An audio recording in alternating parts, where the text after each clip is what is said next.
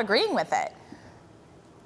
Well, let me say this. The canon says that if someone publicly is sinning and bringing scandal to the church, that communion can be withheld from them. But the problem is publicly sinning, and you don't know what someone is doing in their private life informed conscience. Maybe some of these legislators went to confession.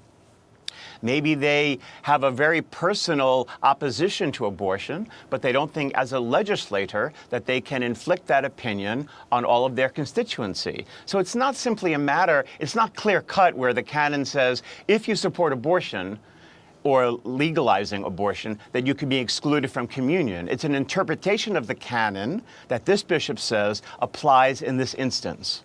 And, you know, I noticed you tweeted out that you were going to be on the show talking about this. You got a lot of reaction. And a lot of the people were saying, how do you even enforce this? Do you go to everybody that comes up to get communion? Do you believe in abortion? If you do, then move along? Well, not only that, Lynn, but what about the other life issues? What about the death penalty? So the Catholic Church is opposed to the death penalty. We know that some Catholic legislators support the death penalty and legislation around the death penalty. So should they be excluded from communion too? I mean, who decides which sin is more egregious, and who's going to stand in the line and pick these people out? So it's a very good question you have, because it becomes somewhat arbitrary. And also, what is communion going to be? We're going to have watchdogs then for who's in line and who's not, and what sin they've committed? You don't know what's in that person's heart. You don't know what's in their conscience. You don't know who they've talked to in confession.